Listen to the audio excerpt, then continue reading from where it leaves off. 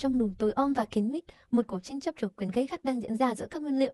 Ai cũng nghĩ mình là trung tâm của vũ trụ, là linh hồn của bữa ăn. Anh sườn non với vẻ ngoài vạm vỡ, kẽo ngậy và săn chắc, tự đắc lên tiếng trước bằng chất giọng trầm đục. Trong cái nồi này, ta chắc chắn là kẻ đắt tiền nhất. Nước canh có ngọt lịm, đậm đà thế này đều là nhiều dòng máu từ cốt của ta tiết ra sau cả tiếng đồng hồ chịu trận. Các ngươi nhìn lại mình xem, là những kẻ ăn theo danh tiếng của ta. Bác Hudson đang ngồi thiền tĩnh lặng ở một góc nồi. Nghe vậy, liền lim dim mở mắt. Lúc này thân hình bác đã bực tơi, mềm mại như một vị hòa thượng ấp đạo.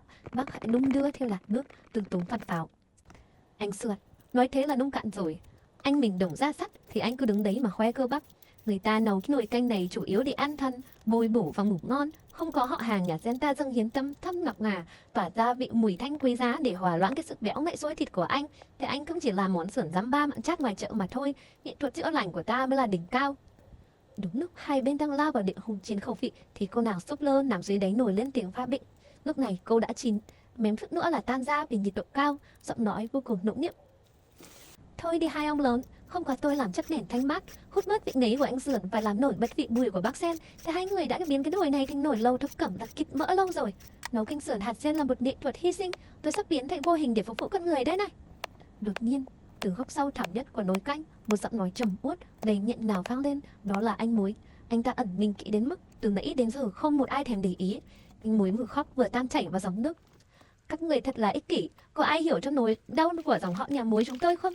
Chúng tôi vừa bước vào cái nồi này đã phải chịu cảnh tan xương nát thịt ngay lập tức. Chúng tôi biến mất không còn hình hài, không một ai nhìn thấy. Nhưng thử hỏi có phải không có vài hạt muối này định vị, thì cái nồi canh của các người có khác gì nước lã lục sườn không hả?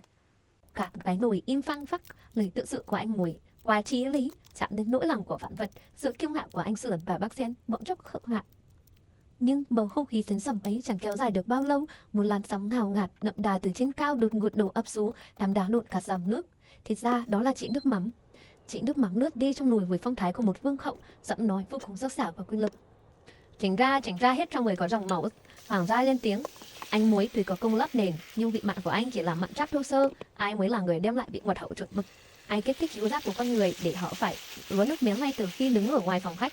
Chính là ta, không có vài giọt nước mắm cốt đậm đà, dậy mùi này của ta, nồi canh của các người chỉ là một hội nghị của những kẻ nhạt nhẽo và vô danh. Cuộc tranh cãi tiếp tục bùng nổ, phe béo ngậy anh Sườn, phe thanh mát bát hạt sen chị Súp Lơ, phe đậm đà anh Muối chị Nước Mắm, lao vào một trận chiến không hồi kết. Nước canh sôi sùng sục, bong bóng nổ bung bốp như tiếng pháo hoa ăn mừng trận chiến bị giác. Cách.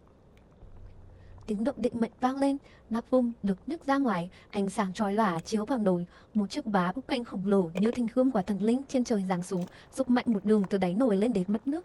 Chiếc má không hề thiên vị ai, nó múc một phát dính luôn hai dẻ sườn non, nắm hạt sen tròn trịa, ba bông súp lơ, ôm trọn cả dòng nước đậm đà vị muối và thơm lừng hương nước mắm.